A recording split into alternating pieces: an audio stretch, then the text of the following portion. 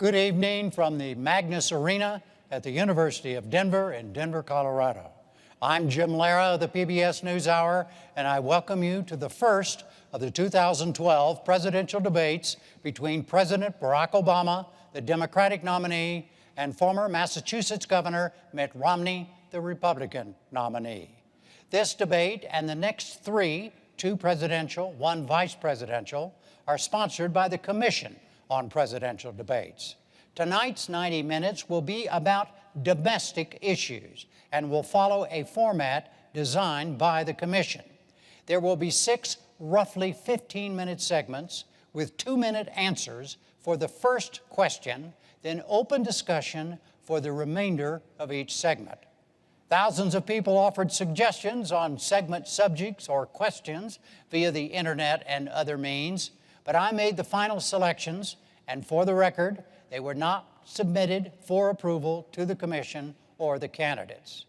The segments, as I announced in advance, will be 3 on the economy and 1 each on health care, the role of government, and governing, with an emphasis throughout on differences, specifics, and choices. Both candidates will also have 2-minute closing statements. The audience here in the hall has promised to remain silent. No cheers, applause, boos, hisses, among other noisy, distracting things, so we may all concentrate on what the candidates have to say. There is a noise exception right now, though, as we welcome President Obama and Governor Romney.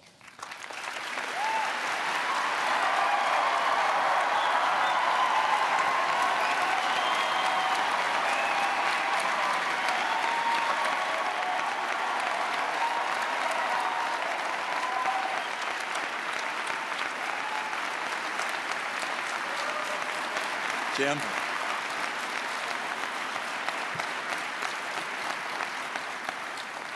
Gentlemen, welcome to you both. Let's start the economy, segment 1, and let's begin with jobs.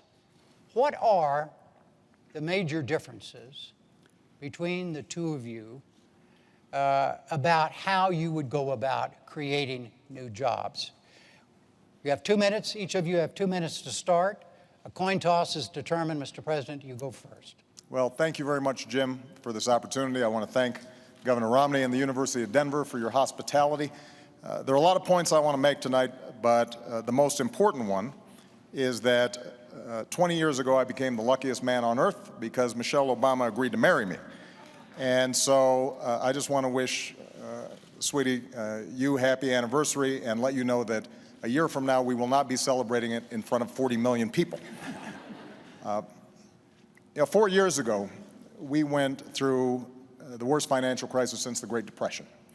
Millions of jobs were lost. The auto industry was on the brink of collapse. The financial system had frozen up.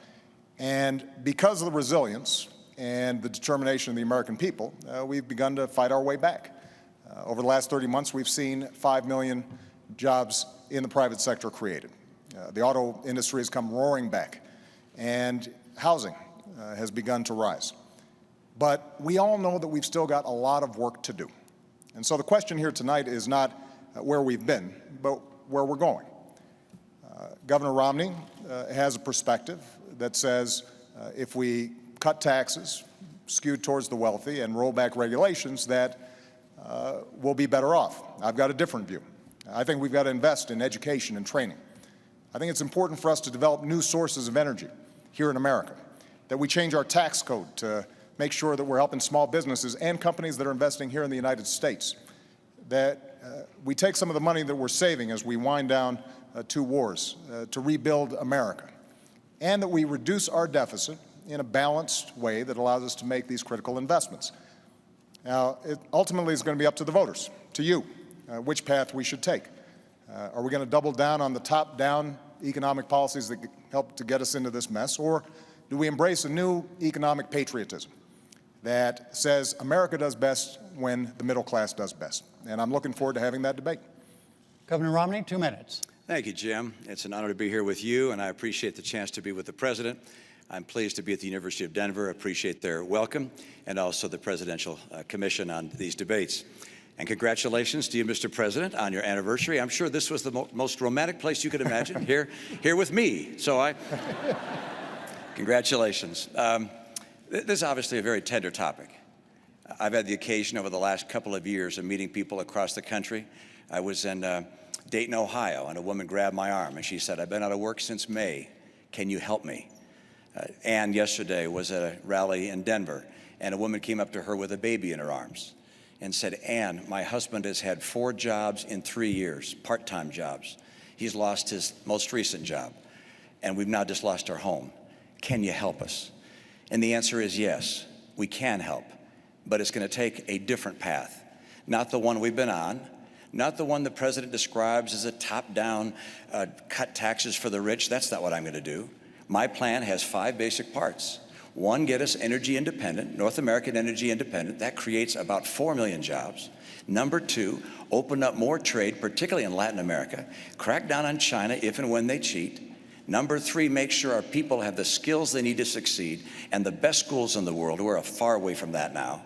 Number 4, get us to a balanced budget. Number 5, champion small business. It's small business that creates the jobs in America. And over the last 4 years, small business people have decided that America may not be the place to open a new business because new business startups are down to a 30-year low. I know what it takes to get small business growing again, to hire people. Now, I'm concerned that the path that we're on has just been unsuccessful. The president has a view very similar to the view he had when he ran 4 years ago, that a bigger government, spending more, taxing more, regulating more, if you will, trickle-down government would work. That's not the right answer for America. I'll restore the vitality that gets America working again. Thank you. Mr. President, please respond directly to what the governor just said about trickle-down, his trickle-down approach. As he said, yours is. Well, let me talk specifically about what I think we need to do. First, we've got to improve our education system. And we've made enormous progress drawing on ideas both from Democrats and Republicans that are already starting to show gains in some of the toughest to deal with schools.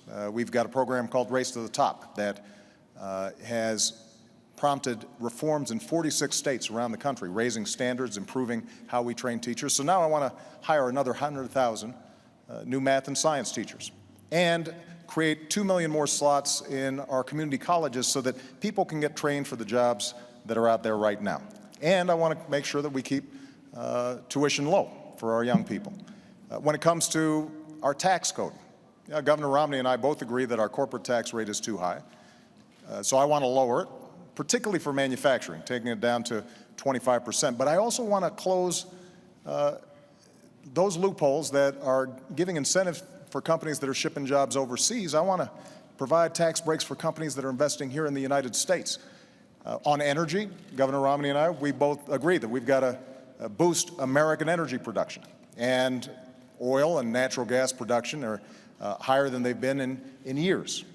But I also believe that we've got to look at the energy sources of the future, like wind and solar and biofuels, and make those investments. So all of this is possible. Now, in order for us to do it, we do have to close our deficit, and one of the things I'm sure we'll be discussing tonight is how do we deal with our tax code, and how do we make sure that we are reducing spending in a responsible way, but also how do we have enough revenue to make those investments? And this is where there's a difference, because Governor Romney's central economic plan calls for a $5 trillion tax cut, on top of the extension of the Bush tax cuts. That's another $1 trillion, and $2 trillion in additional military spending that the military hasn't asked for. That's $8 trillion.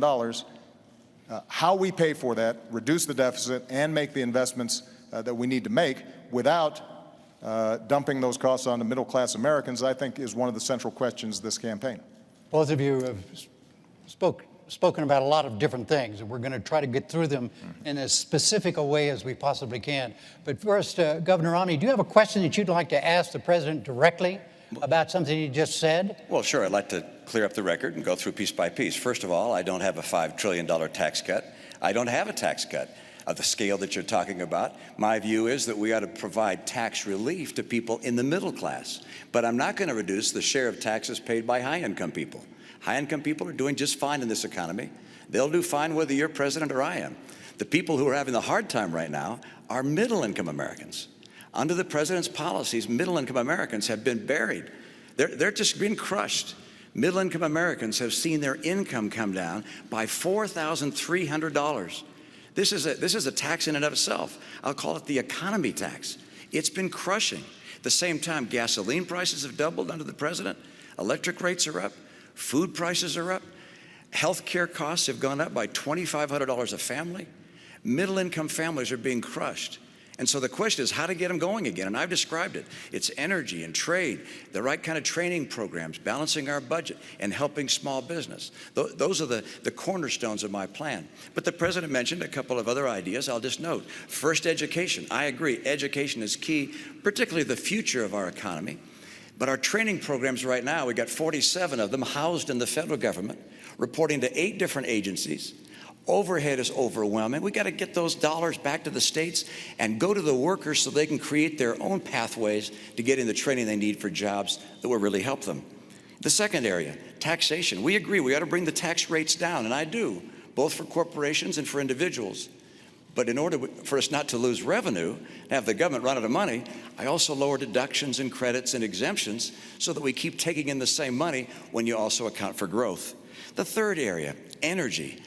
Energy is critical, and the president pointed out correctly that production of oil and gas in the U.S. is up, but not due to his policies, in spite of his policies. Mr. President, all of the increase in natural gas and oil has happened on private land, not on government land. On government land, your administration has cut the number of permits and licenses in half. If I'm president, I'll double them and also get the oil from offshore in Alaska. And I'll bring that pipeline in from Canada.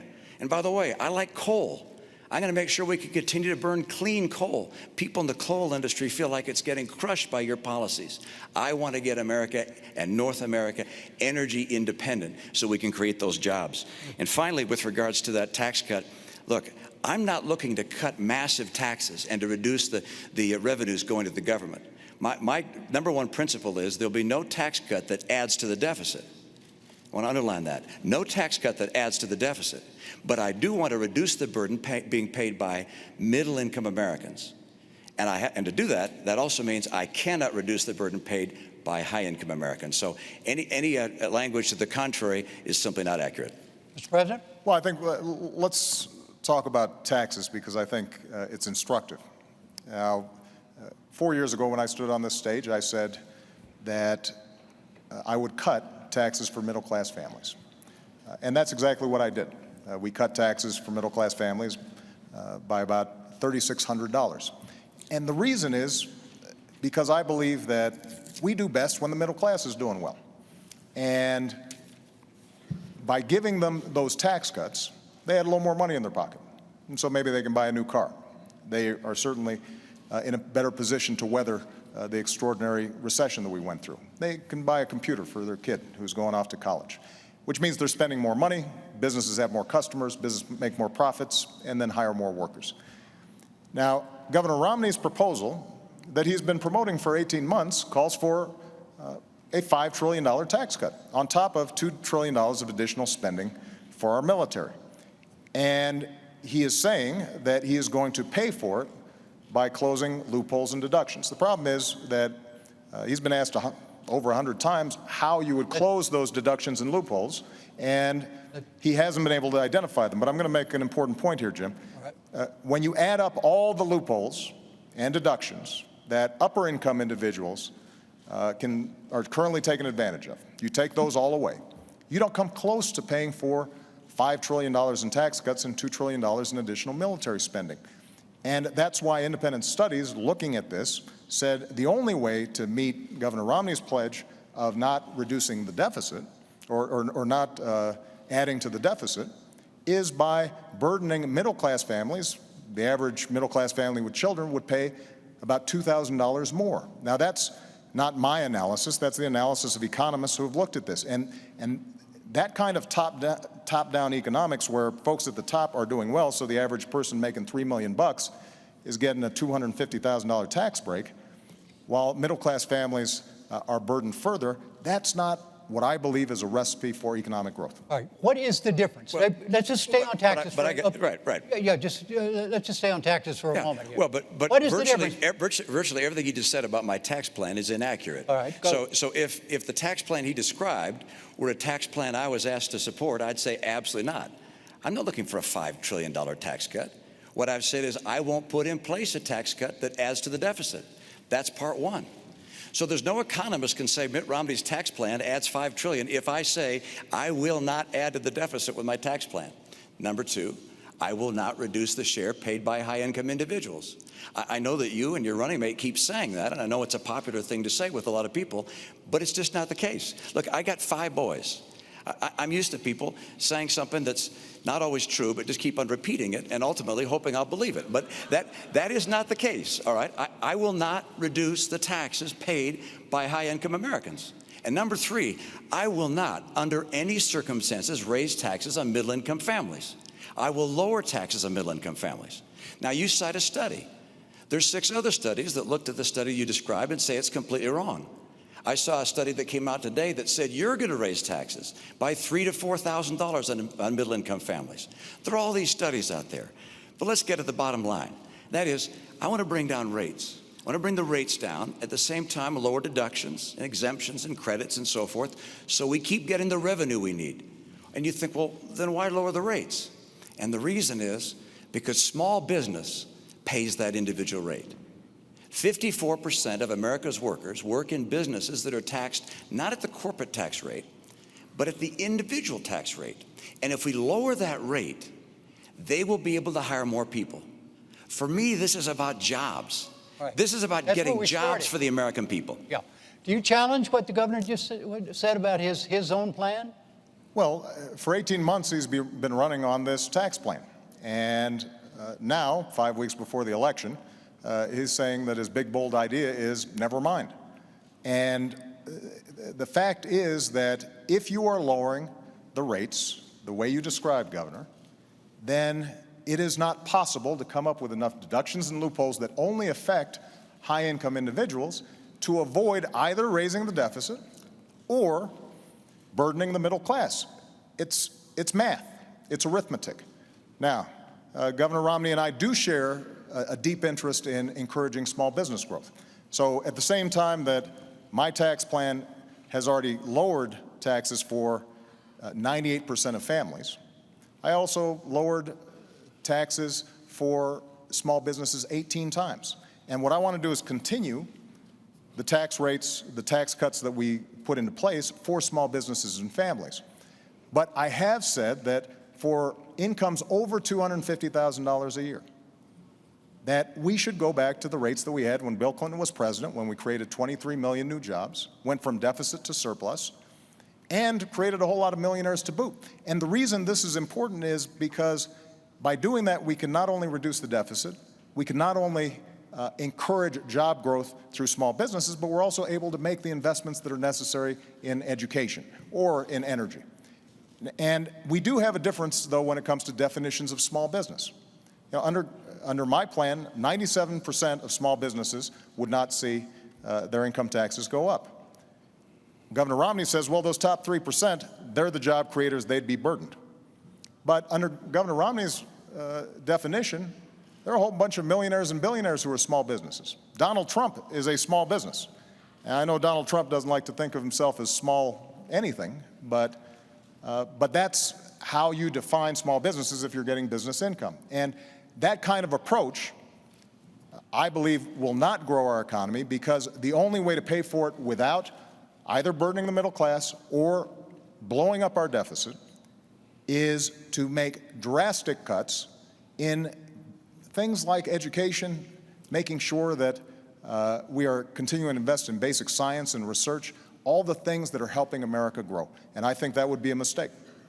All right. Jim, let me just come back on that point, which just is these small businesses we're talking about. Excuse me, just so everybody understands. Yeah. We're way over our first 15 minutes. It's fun, isn't it? It's okay. It's great. That's great. okay. No problem. Now, you all don't have a problem. I don't have a problem, because we're still on the economy. Right. But we're going to come back to taxes, and we're going to move on to the deficit and a lot of other things too. Okay, but go ahead, sir. You bet. Well, Mr. President, you're absolutely right, which is that with regards to 97% of the businesses are not taxed at the 35% tax rate. They're taxed at a lower rate. But those businesses that are in the last 3% of businesses happen to employ half of all the people who work in small business. Those are the businesses that employ 1/4 of all the workers in America. And your plan is to take their tax rate from 35% to 40%. Now, I talked to a guy who has a very small business. He's in the electronics business in St. Louis. He has 4 employees. He said he and his son calculated how much they pay in taxes. Federal income tax, federal payroll tax, state income tax, state sales tax, state property tax, gasoline tax. It added up to well over 50% of what they earned. And your plan is to take the tax rate on successful small businesses from 35% to 40%.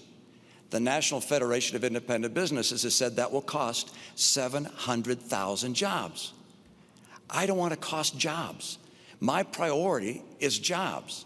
And so what I do is I bring down the tax rates, lower deductions and exemptions. The same idea behind Bowles-Simpson, by the way. Get the rates down, lower deductions and exemptions to create more jobs, because there's nothing better for getting us to a balanced budget than having more people working, earning more money, paying more taxes. That's by far the most effective and efficient way to get this budget balanced. Jim, you may want to move on to another topic, but I would just say this to the American people. If you believe that we can cut taxes by $5 trillion and add $2 trillion in additional spending that the military is not asking for, $7 trillion, just to give you a sense, over 10 years, that's more than our entire defense budget.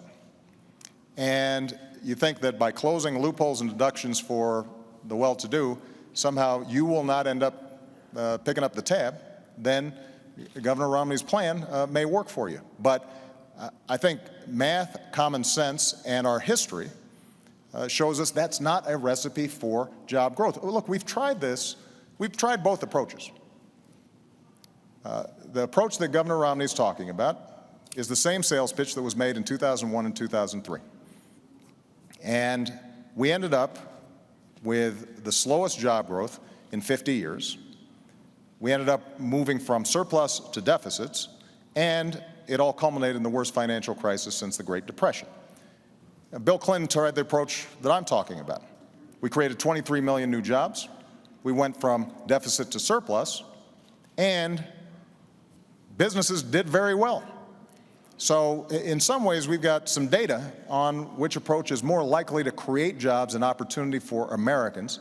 And I believe that the economy works best when middle-class families are getting tax breaks so that they've got some money in their pockets. And those of us who have done extraordinarily well because of this magnificent country that we live in, that we can afford to do a little bit more to make sure we're not blowing up the deficit. Jim, the president began this segment, so I think I get the last word. So I'm going to take it. You're going to get the first word in the next segment. Well, but he gets the first word of that segment. I get the last word of that segment. I hope. Let me just make this comment. First of all, let me repeat what I said. I'm not in favor of a $5 trillion tax cut. That's not my plan. My plan is not to put in place any tax cut that will add to the deficit. That's point one.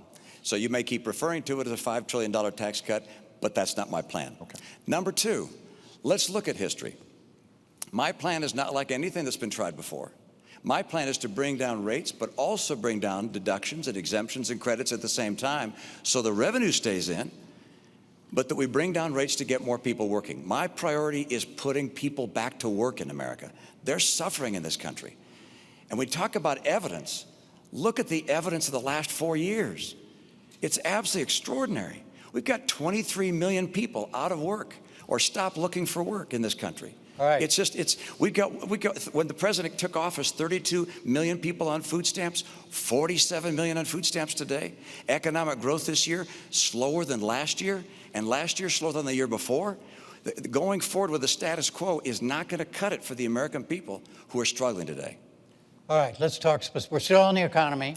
This is theoretically now a second segment still on the economy, and specifically on what to do about the federal deficit, the federal debt. And the question, you each have 2 minutes on this, and Governor Romney, you go first because the president went first on segment one. And the question is this: what are the differences between the two of you as to how you would go about tackling the deficit problem in this country? Well, good. I'm glad you raised that, and it's a critical issue. I think it's not just an economic issue. I think it's a moral issue. I think it's frankly not moral for my generation to keep spending massively more than we take in, knowing those burdens are going to be passed on to the next generation. And they're going to be paying the interest and the principal all their lives. And the amount of debt we're adding at $1 trillion a year is simply not moral. So how do we deal with it? Well, mathematically, there are three ways that you can cut a deficit. One, of course, is to raise taxes. Number two is to cut spending. And number three is to grow the economy. Because if more people work in a growing economy, they're paying taxes, and you can get the job done that way. The president would prefer raising taxes. I understand. The problem with raising taxes is that it slows down the rate of growth, and you can never quite get the job done. I want to lower spending and encourage economic growth at the same time. What things would I cut from spending? Well, first of all, I will eliminate all programs by this test if they don't pass it. Is the program so critical it's worth borrowing money from China to pay for it? And if not, I'll get rid of it. Obamacare is on my list. I apologize, Mr. President. I use that term with all respect, by the way. Good. Okay, good. So I'll get rid of that. I'm sorry, Jim. I'm going to stop the subsidy to PBS. I'm going to stop other things. I like PBS. I love Big Bird. I actually like you too. But I'm not going to keep on spending money on things to borrow money from China to pay for. So that's number one. Number two, I'll take programs that are currently good programs, but I think could be run more efficiently at the state level and send them to the state. Number three, I'll make government more efficient. I'm going to cut back the number of employees, combine some agencies and departments. My cutbacks will be done through attrition, by the way. This is the approach we have to take to get America to a balanced budget. The president said he'd cut the deficit in half. Unfortunately, he doubled it. $1 trillion deficits for the last 4 years. The president's put in place as much public debt, almost as much debt held by the public as all prior presidents combined. Mr. President, 2 minutes. When I walked into the Oval Office, I had more than $1 trillion deficit greeting me. And we know where it came from.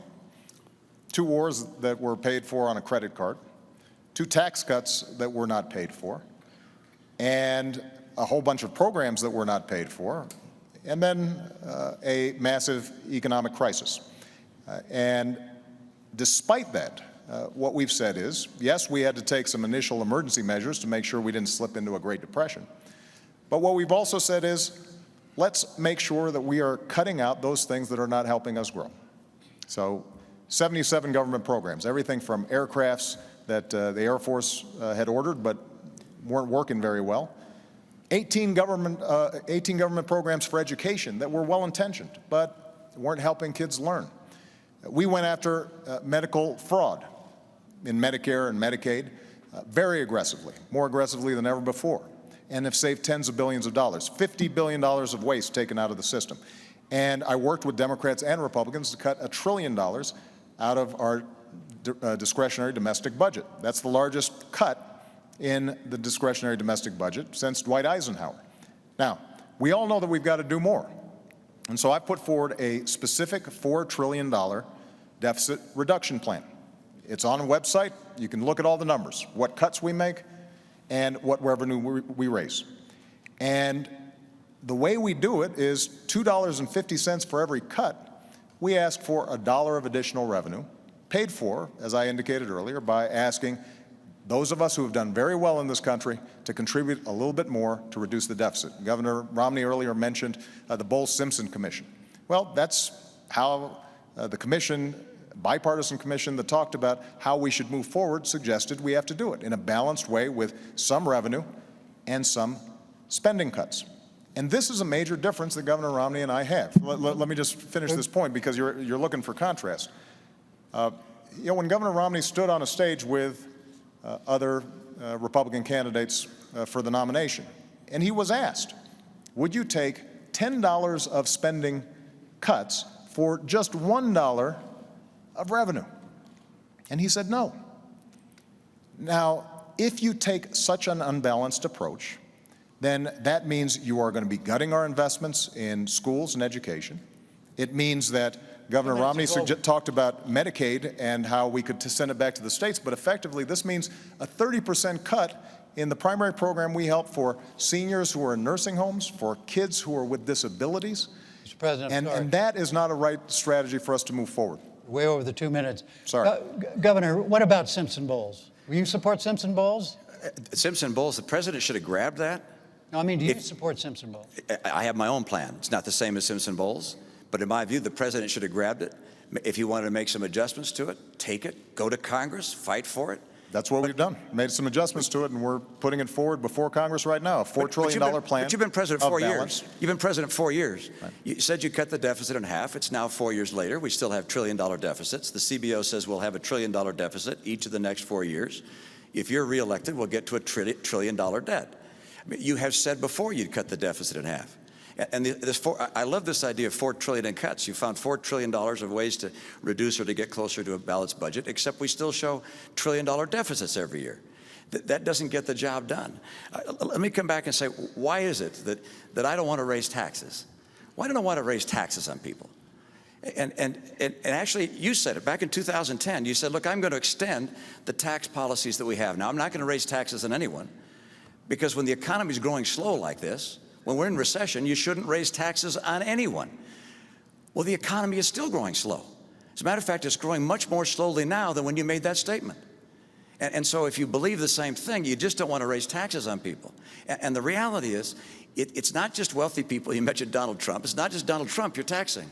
It's all those businesses that employ 1/4 of the workers in America, these small businesses that are taxed as individuals. You raise taxes and you kill jobs. That's why the National Federation of Independent Businesses said your plan will kill 700,000 jobs. I don't want to kill jobs in this environment. Let me make one more point. Let's let him answer the taxes thing for a moment. Okay. Mr. President. Well, we've had this discussion before. About the idea that in order to reduce the deficit, right, there has to be revenue in addition to cuts. There has to be revenue in addition to cuts. Now, Governor Romney has ruled out revenue.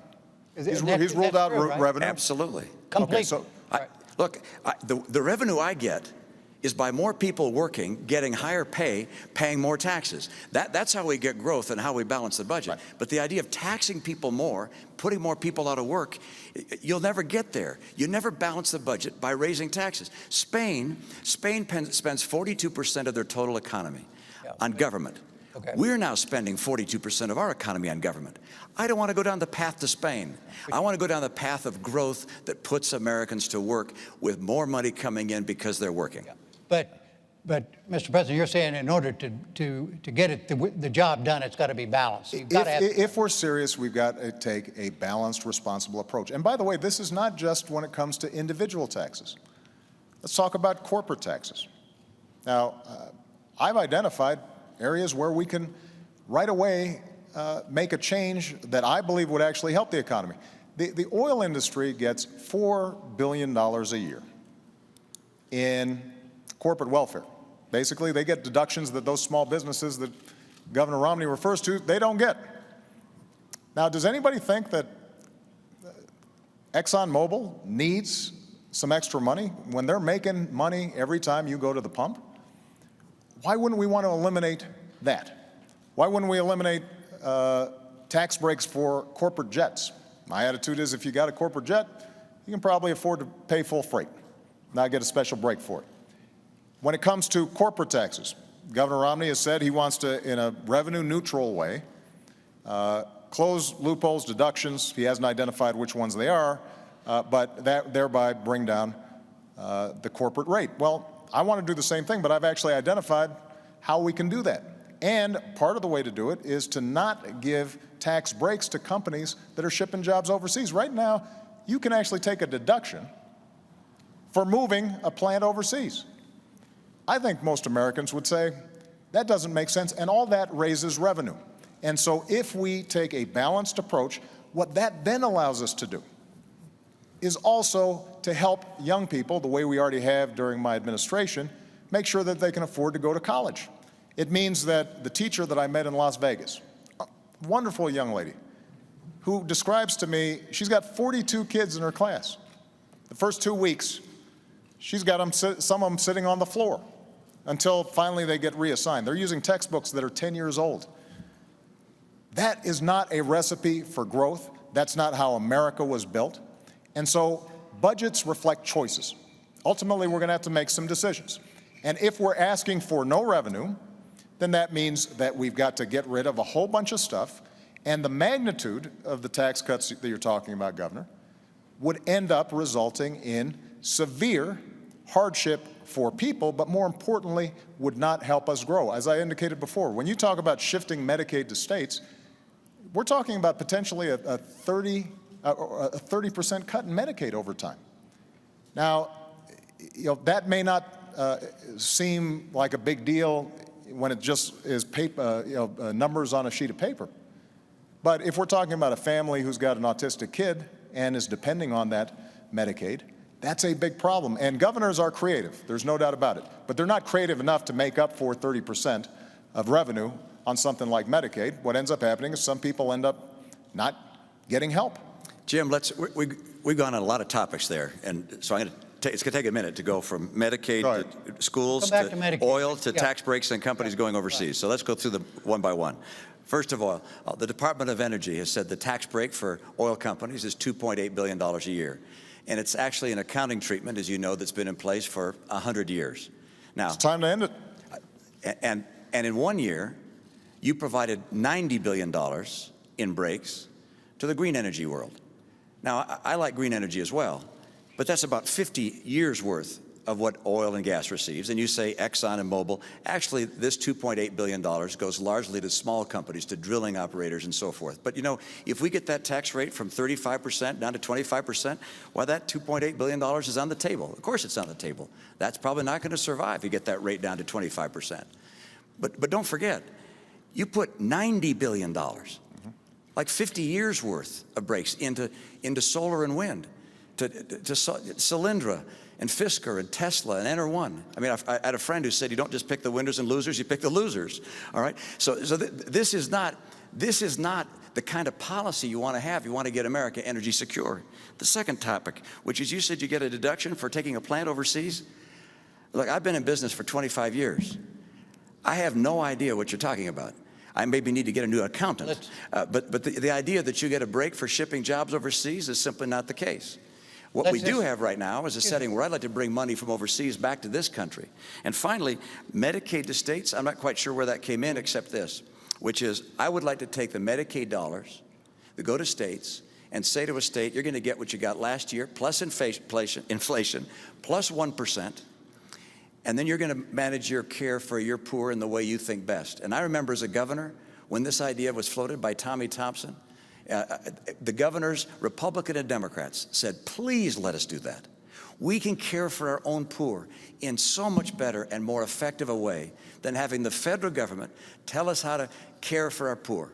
So let's state, one of the magnificent things about this country is the whole idea that states are the laboratories of democracy. Don't have the federal government tell everybody what kind of training programs they have to have and what kind of Medicaid they have to have. Let states do this. And by the way, if a state gets in trouble, well, we can step in and see if we can find a way to help them. Let's go. But the right approach is one which relies on the brilliance of our people and states, not the federal government. 2 seconds, and we're going on still on the economy on another part of it. Okay. All right. This is segment 3, the economy. Entitlements. First answer goes to you. 2 minutes, Mr. President. Do you see a major difference between the two of you on Social Security? I suspect that on Social Security we've got a somewhat similar position. Social Security is structurally sound. It's going to have to be tweaked the way it was by Ronald Reagan and Democratic Speaker Tip O'Neill. But the basic structure is sound. But I want to talk about the values behind Social Security and Medicare, and then talk about Medicare because that's the big driver of our deficits right now. My grandmother, some of you know, helped to raise me. My grandparents did. My grandfather died a while back. My grandmother died 3 days before I was elected president. And she was fiercely independent. She worked her way up, only had a high school education, started as a secretary, ended up being the vice president of a local bank. And she ended up living alone by choice. And the reason she could be independent was because of Social Security and Medicare. She had worked all her life, put in this money, and understood that there was a basic guarantee, a floor under which she could not go. And that's the perspective I bring when I think about what's called entitlements. The name itself implies some sense of dependency on the part of these folks. These are folks who've worked hard, like my grandmother, and there are millions of people out there who are counting on this. So my approach is to say, how do we strengthen the system over the long term? And in Medicare, what we did was we said, we are going to have to bring down the costs if we're going to deal with our long-term deficits. But to do that, let's look where some of the money is going. $716 billion we were able to save from the Medicare program by no longer overpaying insurance companies, by making sure that we weren't overpaying providers. And using that money, we were actually able to lower prescription drug costs for seniors by an average of $600. And we were also able to make a significant dent in providing them the kind of preventive care that will ultimately save money throughout the system. So the way for us to deal with Medicare in particular is to lower health care costs. When it comes to Social Security, as I said, you don't need a major structural change in order to make sure that Social Security is there for the future. We'll follow up on this. First, Governor Romney, you have 2 minutes on Social Security and entitlements. Well, Jim, our seniors depend on these programs, and I know anytime we talk about entitlements, people become concerned that something's going to happen that's going to change their life for the worst. And the answer is neither the President nor I are proposing any changes for any current retirees or near retirees, either to Social Security or Medicare. So if you're 60 or around 60 or older, you don't need to listen any further. But for younger people, we need to talk about what changes are going to be occurring. Oh, I just thought about one. And that is, in fact, I was wrong when I said the President isn't proposing any changes for current retirees. In fact, he is on Medicare. On Social Security, he's not.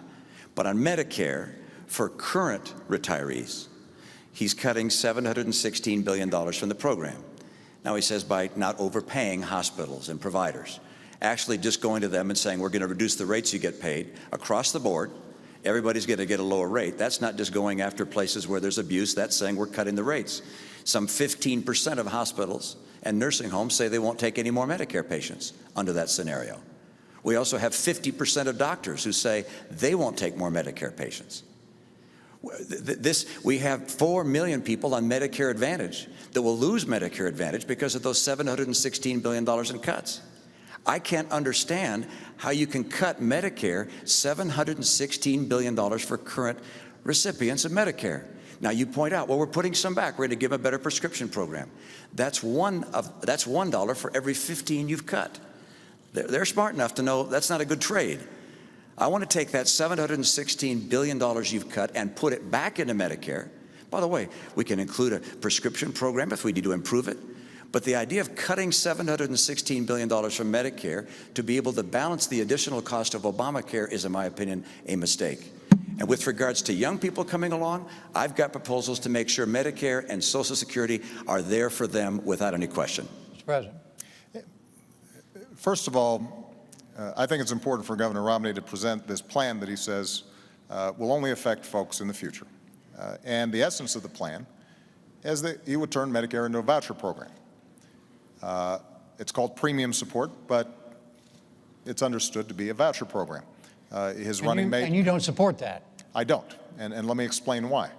Again, that's for future people, right? Not for current retirees. So if you're 54 or 55, you might want to listen, because this will affect you. The idea, which was originally presented by Congressman Ryan, your running mate, is that we would give a voucher to seniors, and they could go out in the private marketplace and buy their own health insurance. The problem is that because the voucher wouldn't necessarily keep up with healthcare inflation, it was estimated that this would cost the average senior about $6,000 a year. Now, in fairness, what Governor Romney has now said is he'll maintain traditional Medicare alongside it. But there's still a problem, because what happens is those insurance companies are pretty clever at figuring out who are the younger and healthier seniors. They recruit them, leaving the older, sicker seniors in Medicare. And every healthcare economist who looks at it says over time what will happen is the traditional Medicare system will collapse. And then what you've got is folks like my grandmother at the mercy of the private insurance system, precisely at the time when they are most in need of decent health care. So I don't think vouchers are the right way to go. And this is not my only my opinion. AARP thinks that the savings that we obtained from Medicare bolstered the system, lengthened the Medicare Trust Fund by 8 years. Benefits were not affected at all.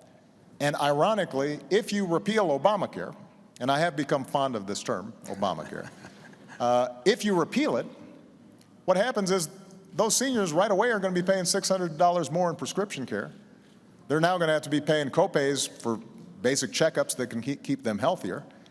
And the primary beneficiary of that repeal are insurance companies that are estimated to gain billions of dollars back when they aren't making seniors any healthier. And I don't think that's the right approach when it comes to making sure that Medicare is stronger over the long term. We'll talk about specifically about health care in a moment, but do you support the voucher system, Governor? What I support is no change for current retirees and near retirees to Medicare, and the President supports taking $716 billion out of that program. What about the voucher? So that's number one. Okay. All right. Number two is for people coming along that are young. What I do to make sure that we can keep Medicare in place for them is to allow them to either to choose the current Medicare program or a private plan, their choice. They get to choose, and they'll have at least two plans that will be entirely at no cost to them. So they don't have to pay additional money, no additional $6,000. That's not going to happen. They'll have at least two plans. And by the way, if the government can be as efficient as the private sector and offer premiums that are as low as the private sector, people will be happy to get traditional Medicare, or they'll be able to get a private plan. I know my own view is I'd rather have a private plan. I'd just as soon not have the government telling me what kind of health care I get. I'd rather be able to have an insurance company. If I don't like them, I can get rid of them and find a different insurance company. But people make their own choice.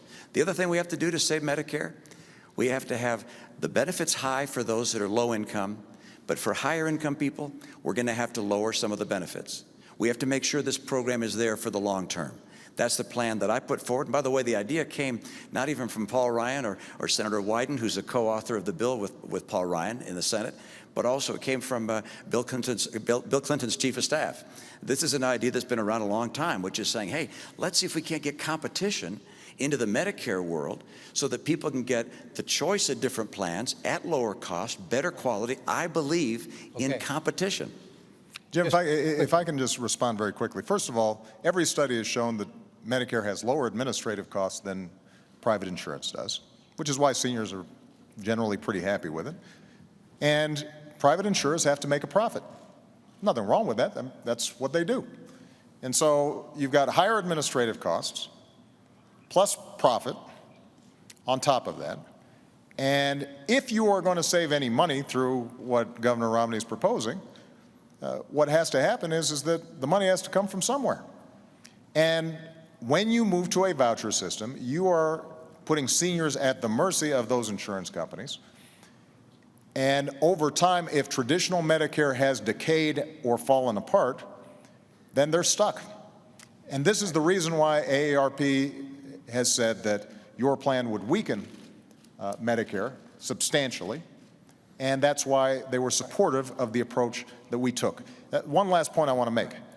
We do have to lower the cost of health care, not just in Medicare and Medicaid. Talk about that in a minute. But overall. Oh, okay. And so that's a big topic. Can we stay on Medicare? Is that a Yeah, we're separate going to. topic? Yeah, I want to get to it, but all I want to do is very quickly let's get back to before we leave the Medicare. economy. Let's get back to Medicare. The President said that the government can provide the service at lower cost and without a profit. All right. If that's the case, then it will always be the best product that people can purchase.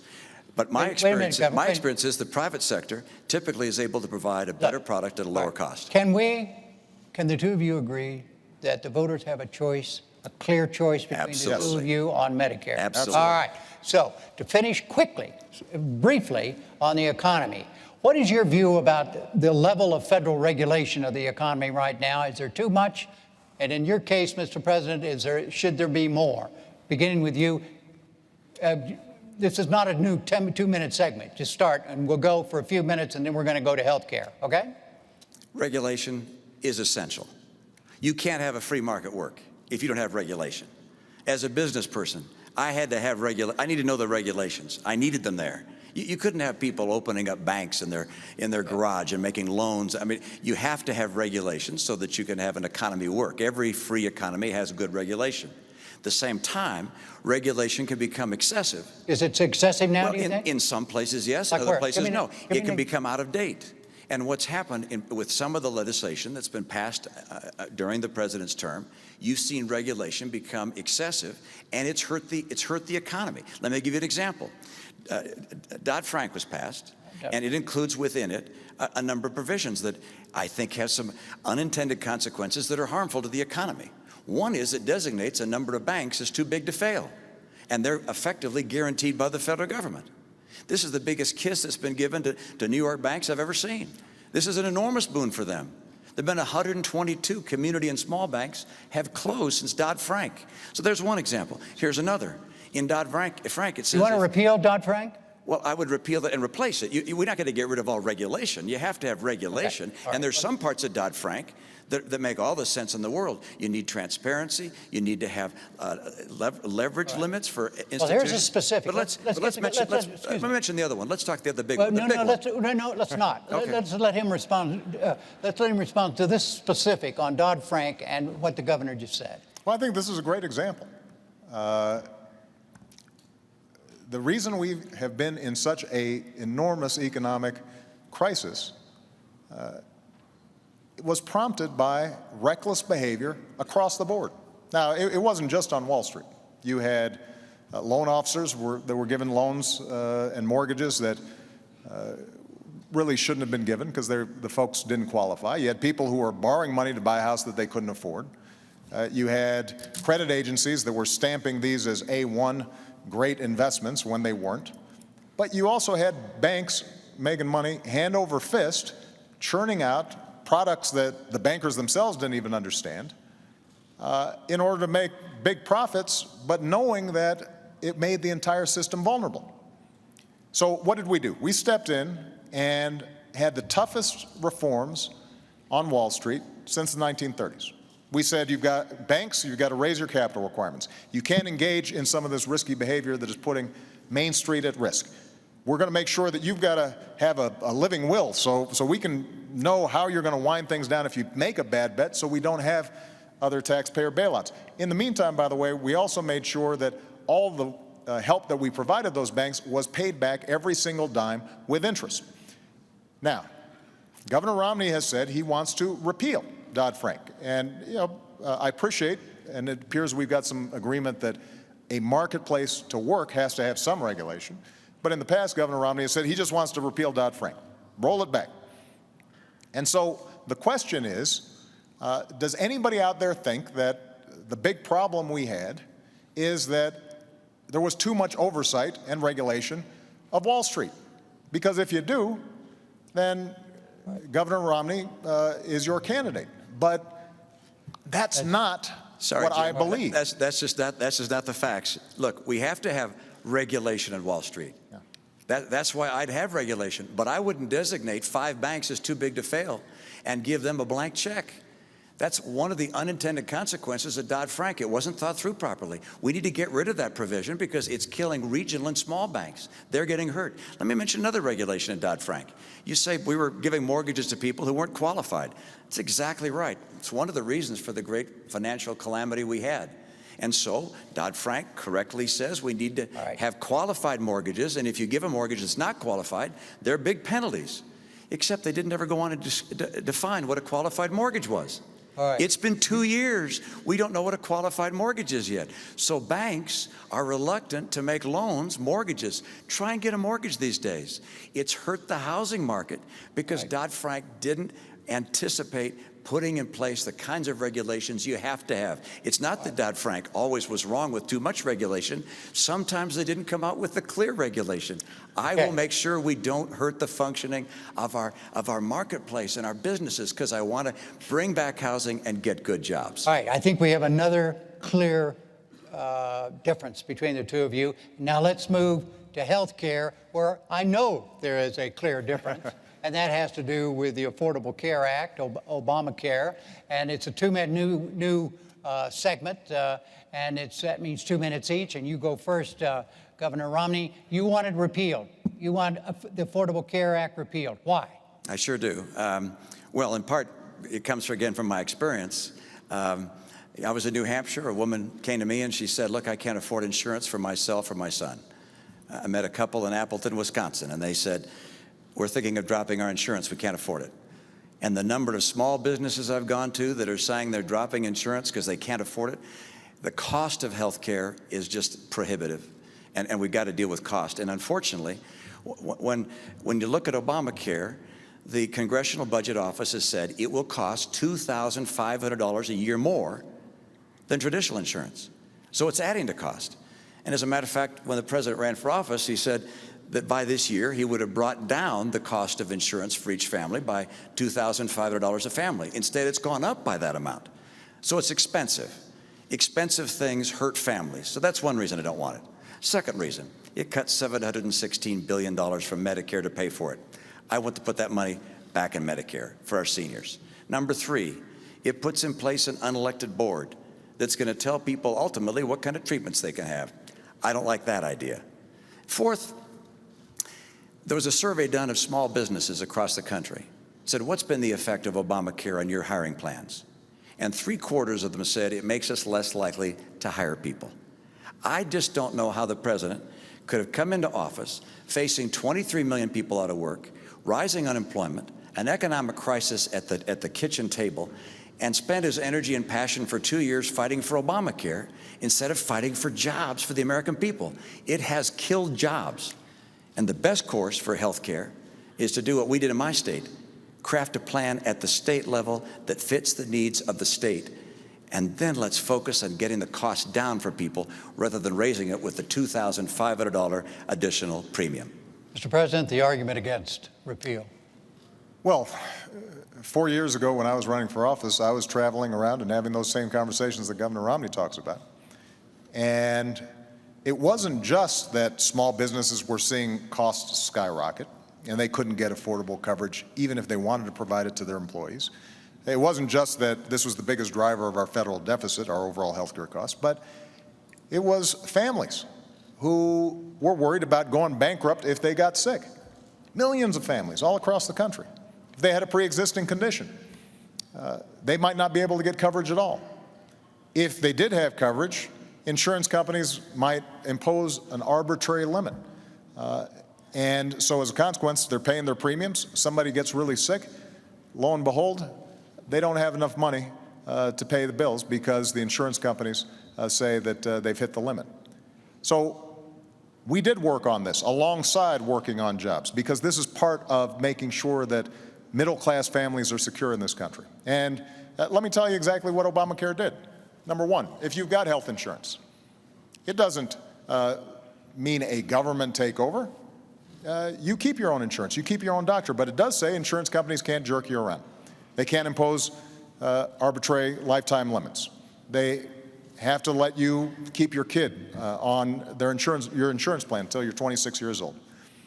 And it also says that you're going to have to get rebates if insurance companies are spending more on administrative costs and profits than they are on actual care. Number two, if you don't have health insurance, we're essentially setting up a group plan that allows you to benefit from group rates that are typically 18% lower than if you're out there trying to get insurance on the individual market.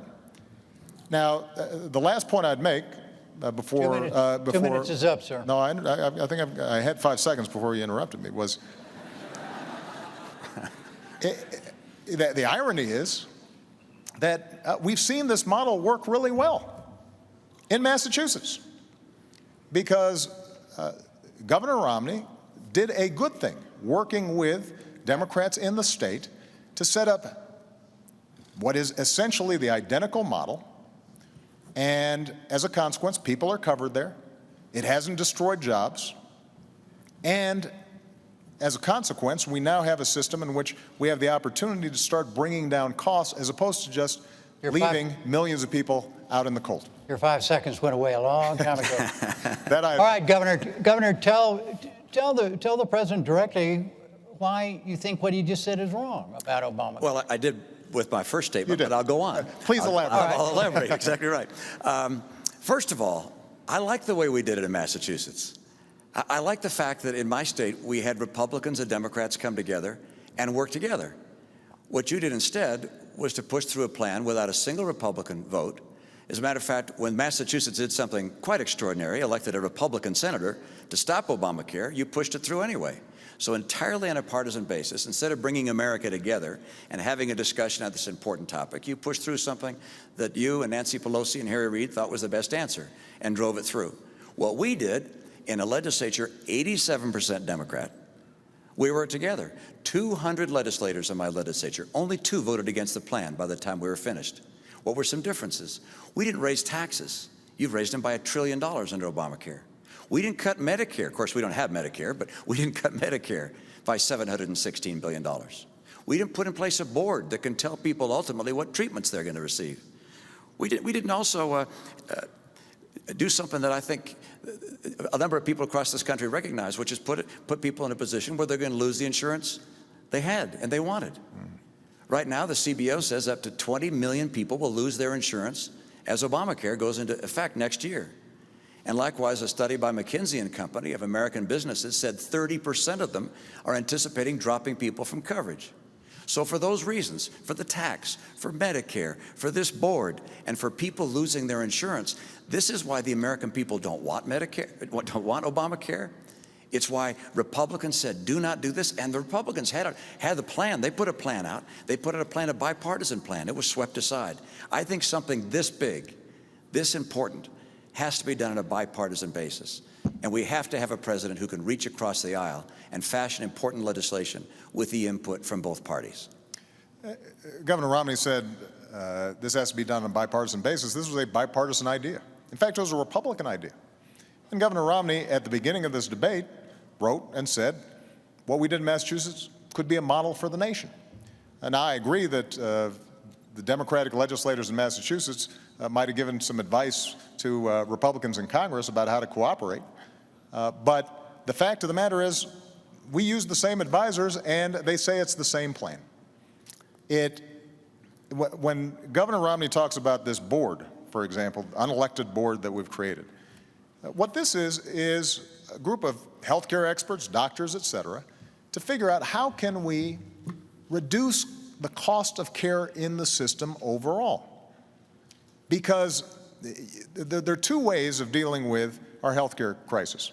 One is to simply leave a whole bunch of people uninsured and let them fend for themselves, to let businesses figure out how long they can continue to pay premiums until finally they just give up and their workers are no longer getting insured. And that's been the trend line. Or alternatively, we can figure out how do we make the cost of care more effective. And there are ways of doing it.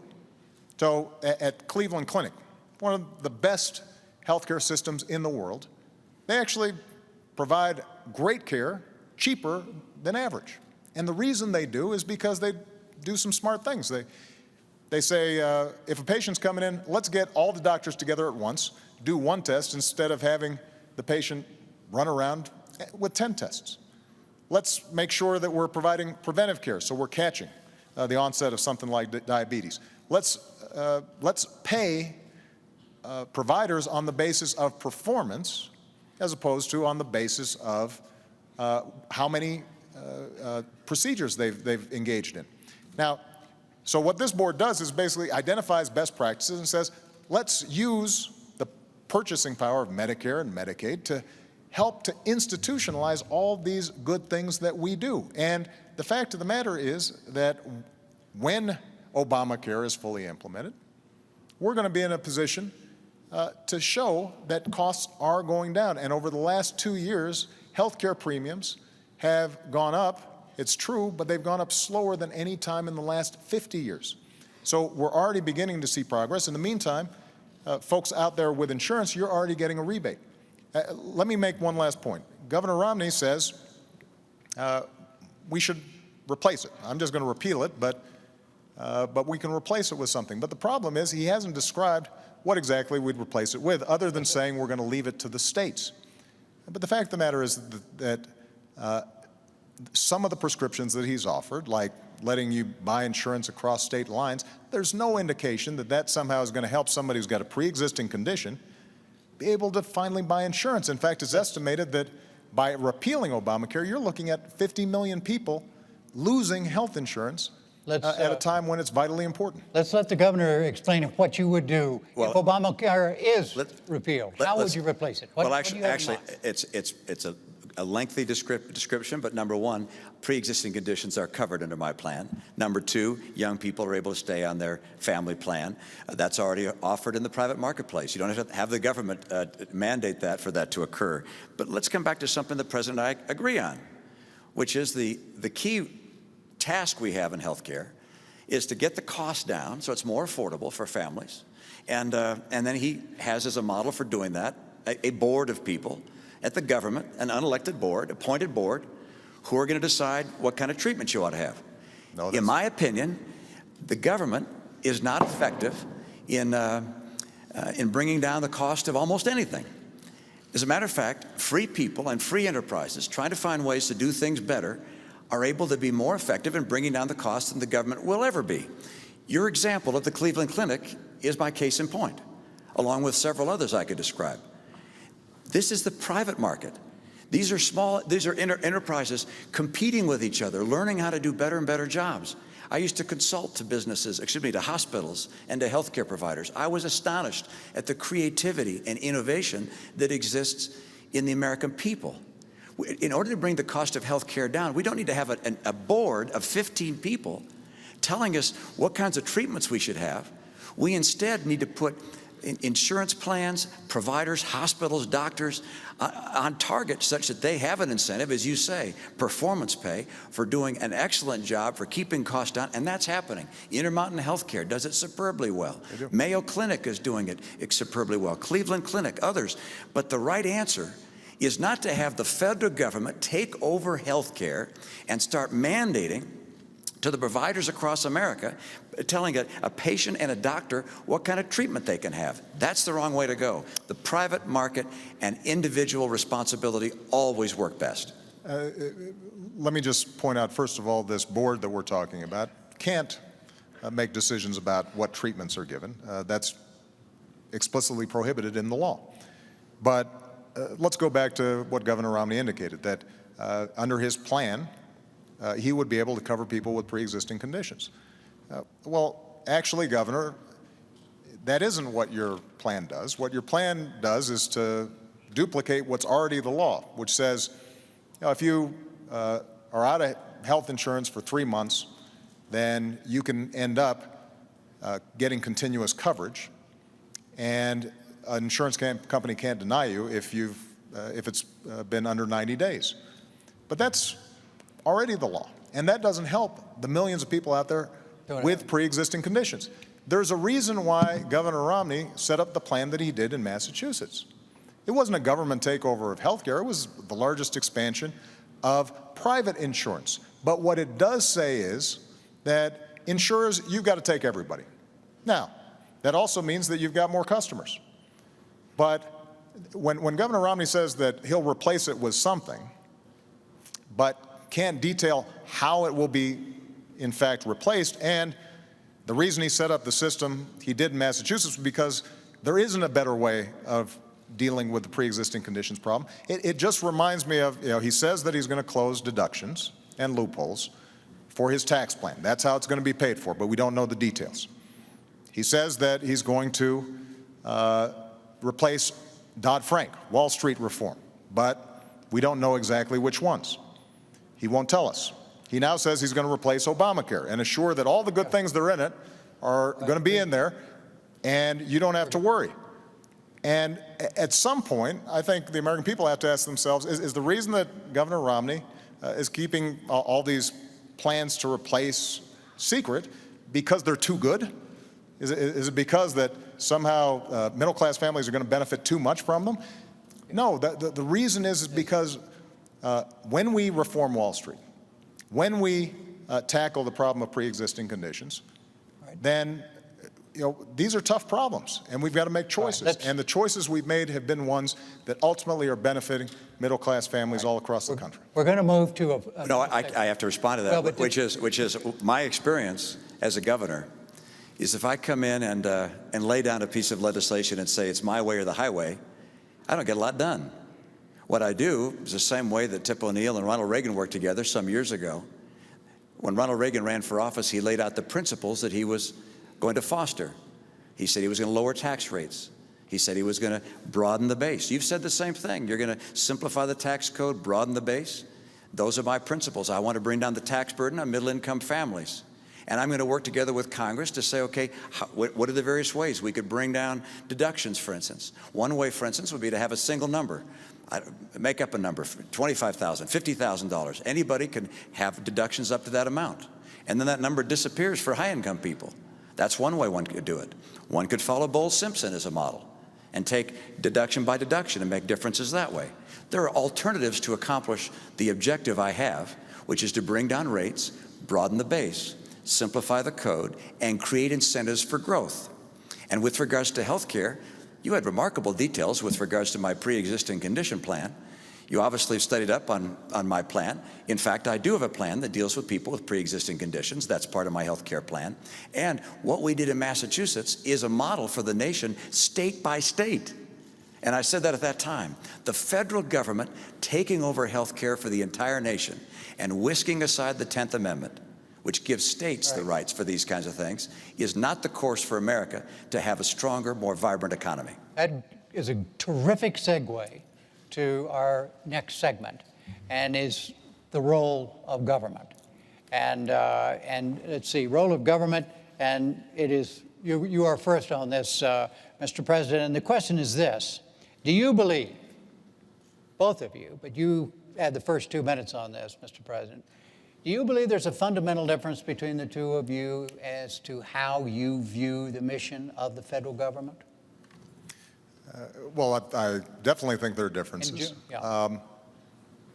The first role of the federal government is to keep the American people safe. That's its most basic function. And as Commander-in-Chief, that is something that I have worked on and thought about every single day that I've been in the Oval Office.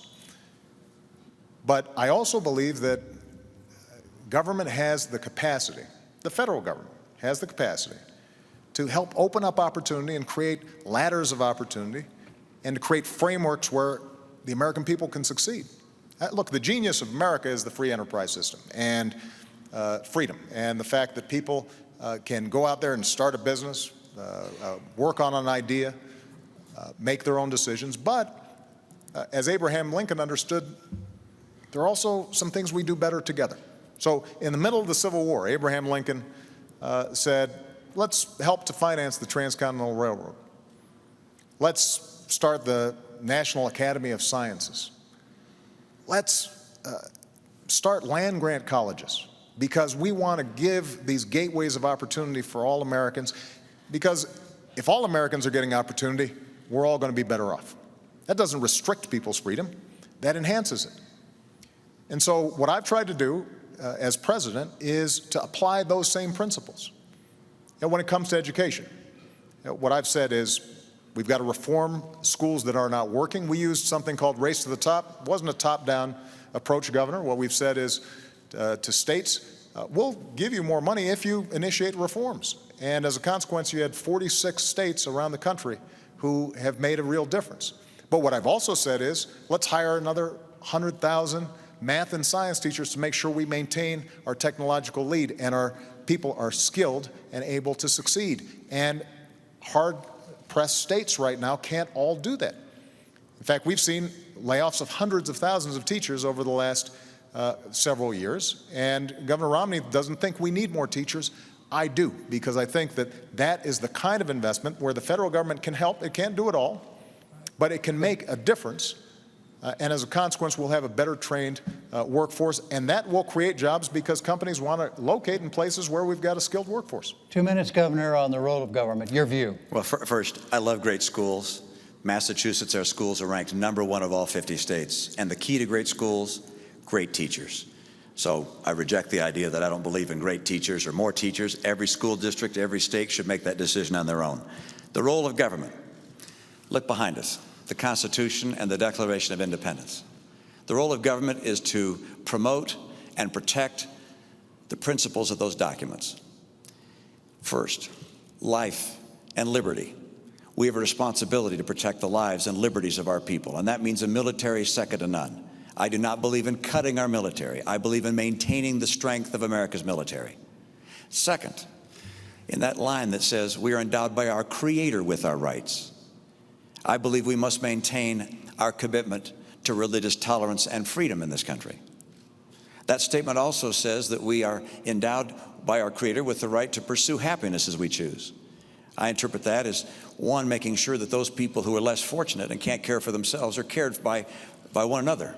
We're a nation that believes that we're all children of the same God, and we care for those that have difficulties, those that are elderly and have problems and challenges, those that are disabled. We care for them, and we look for discovery and innovation, all these things desired out of the American heart to provide the pursuit of happiness for our citizens.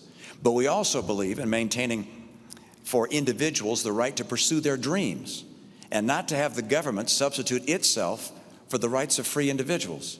And what we're seeing right now is, in my view, a trickle-down government approach, which has government thinking it can do a better job than free people pursuing their dreams, and it's not working.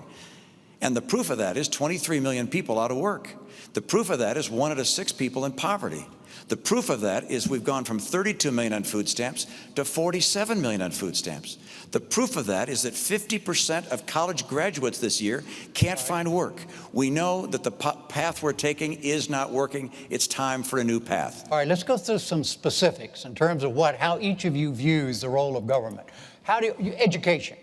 Does the federal government have a responsibility to improve the quality of public education in America? Well, the primary responsibility for education is of course, at the state and local level. But the federal government also can play a very important role. And I agree with Secretary Arne Duncan. It's some ideas he's put forward on Race to the Top, not all of them, but some of them I agree with, and congratulate him for pursuing that.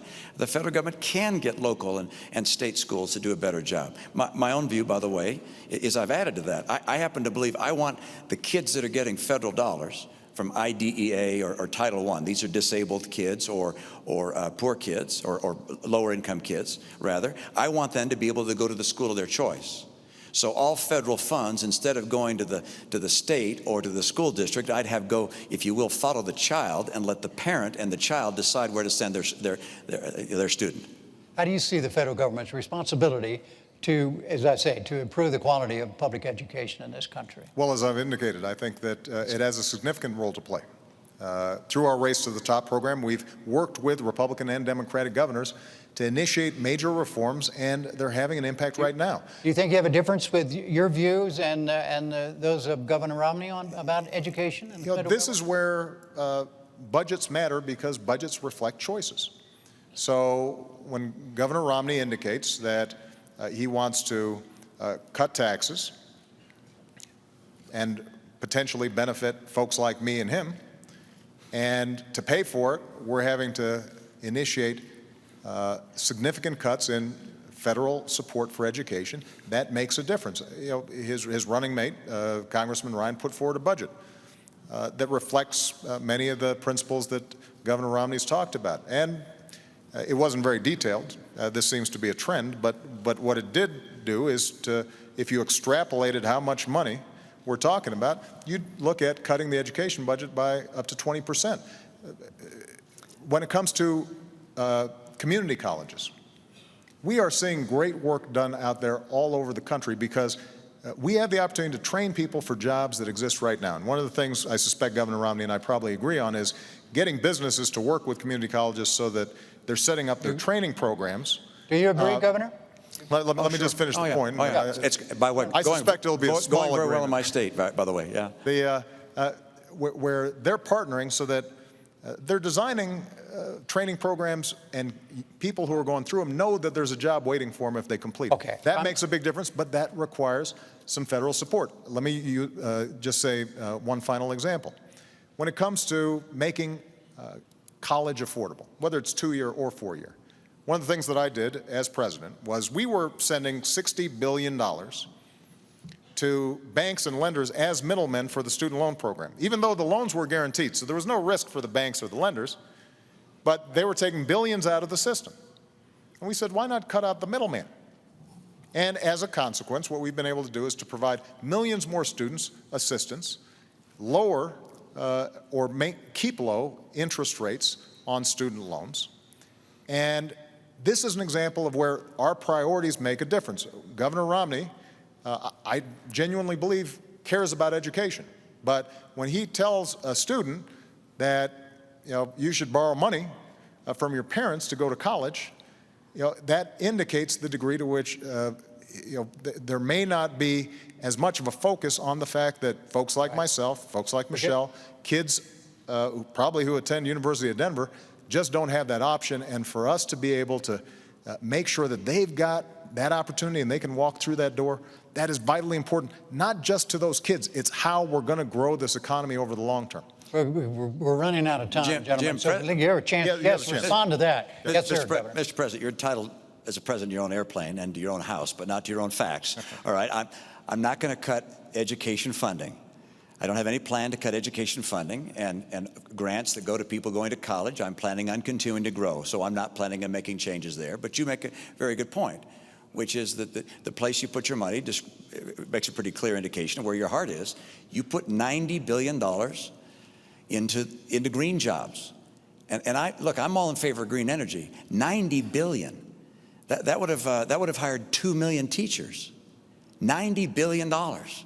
And these businesses, many of them have gone out of business. I think about half of them, of the ones that have been invested in, have gone out of business. A number of them happen to be owned by people who are contributors to your campaigns. Look, the right course for America's government, we're talking about the role of government, is not to become the economic player, picking winners and losers, telling people what kind of health treatment they can receive, taking over the health care system that has existed in this country for a long, long time and has produced the best health records in the world. The right answer for government is to say, how do we make the private sector become more efficient and more effective? How do we get schools to be more competitive? Let's grade them. I propose we grade our schools so parents know which schools are succeeding and failing, so they can take their child to a school that's being more successful. I don't want to cut our commitment to education. I wanted to make it more effective and efficient. And by the way, I've had that experience. I don't just talk about it. I've been there. Massachusetts schools are ranked #1 in the nation. This is not because I didn't have commitment to education. It's because I care about education for all of our kids. All right, gentlemen, look, excuse me one sec. Excuse me, sir. We barely have 3 minutes left. I'm not going to grade the two of you and say your answers have been too long or I've done a poor job. You've done a great job. Oh, well, no. But the fact is, government, the role of government and governing, we've lost a pot, in other words. So we only have three minutes left in the debate before we go to your closing statements. And so I want to ask finally here, and remember, we got 3 minutes total time here. And the question is this: many of the legislative functions of the federal government right now are in a state of paralysis as a result of partisan gridlock. If elected, in your case, if re-elected in your case, what would you do about that? Governor? Jim, I had the great experience, it didn't seem like it at the time, of being elected in a state where my legislature was 87% Democrat. And that meant I figured out from day one I had to get along, and I had to work across the aisle to get anything done. We drove our schools to be #1 in the nation. We cut taxes 19 times. What would you do as president? As president, I will sit down on day one, actually the day after I get elected, I'll sit down with leaders, the Democratic leaders, as well as Republican leaders, and continue, as we did in my state. We met every Monday for a couple hours, talked about the issues and the challenges in our state in that case.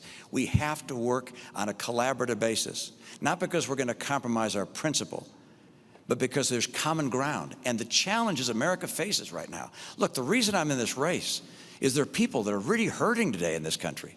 And we face this deficit could crush the future generations. What's happening in the Middle East? There are developments around the world that are of real concern. And Republicans and Democrats both love America, but we need to have leadership in Washington that will actually bring people together and get the job done, and could not care less if it's a Republican or a Democrat. I've done it before, I'll do it again. Mr. President. Well, first of all, I think Governor Romney is going to have a busy first day because he's also going to repeal Obamacare, which will not be very popular among Democrats as you're sitting down with them. But look, my philosophy has been, I will take ideas from anybody, Democrat or Republican, as long as they're advancing the cause of making middle-class families stronger and giving ladders of opportunity into the middle class. That's how we cut taxes for middle-class families and small businesses. That's how we cut $1 trillion of spending that wasn't advancing that cause. That's how we signed 3 trade deals into law that are helping us to double our exports and sell more American products around the world. That's how we repealed Don't Ask, Don't Tell. That's how we ended the war in Iraq, as I promised, and that's how we're going to wind down the war in Afghanistan. That's how we went after al-Qaeda and bin Laden. So we've seen progress even under Republican control of the House of Representatives.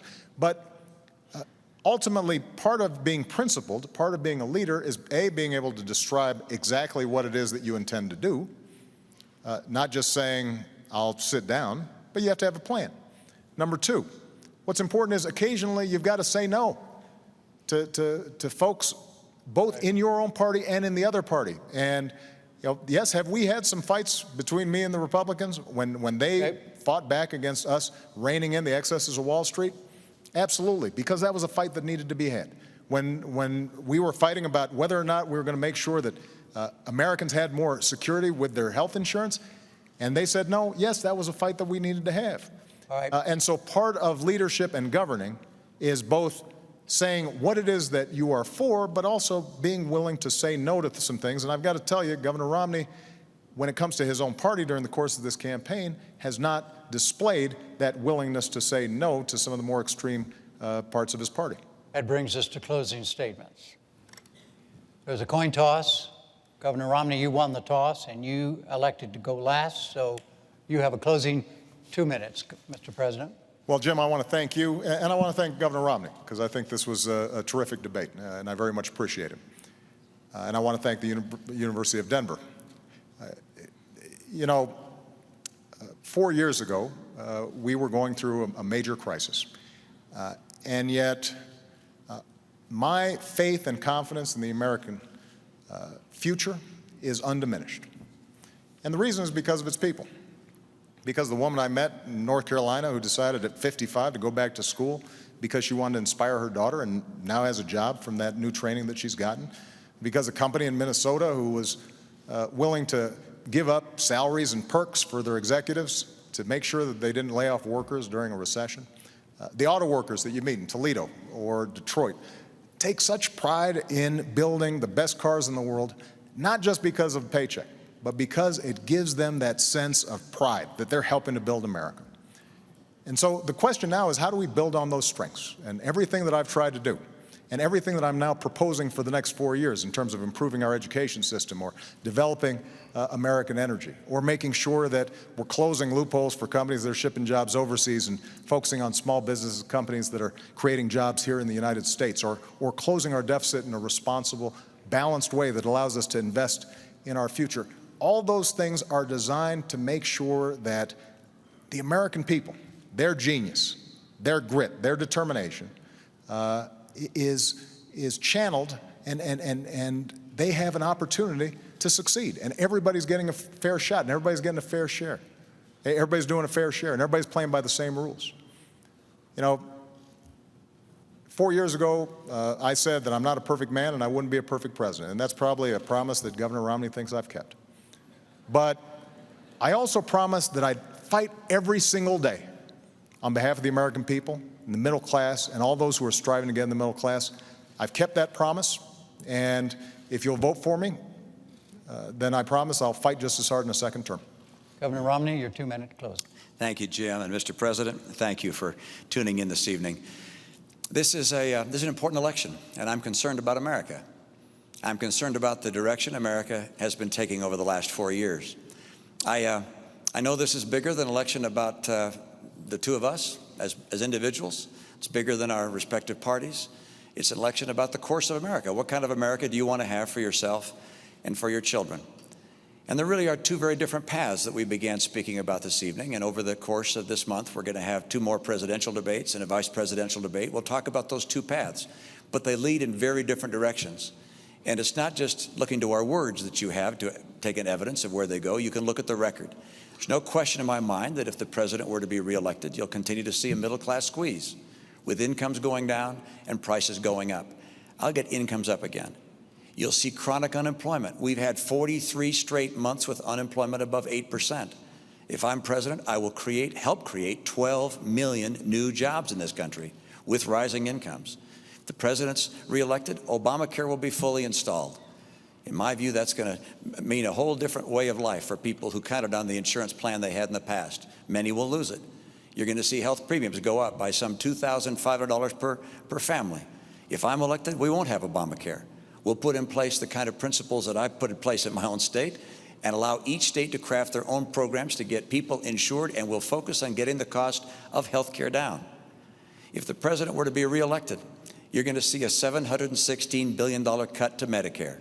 You'll have 4 million people who will lose Medicare Advantage. You'll have hospitals and providers that will no longer accept Medicare patients. I'll restore that $716 billion to Medicare. And finally, military. The president's reelected, you'll see dramatic cuts to our military. The Secretary of Defense has said these would be even devastating. I will not cut our commitment to our military. I will keep America strong and get America's middle class working again. Thank you, Jim. Thank you, Governor. Thank you, Mr. President. The next debate will be the vice presidential event on Thursday, October 11th at Center College in Danville, Kentucky. For now, from the University of Denver, I'm Jim Lara. Thank you and good night.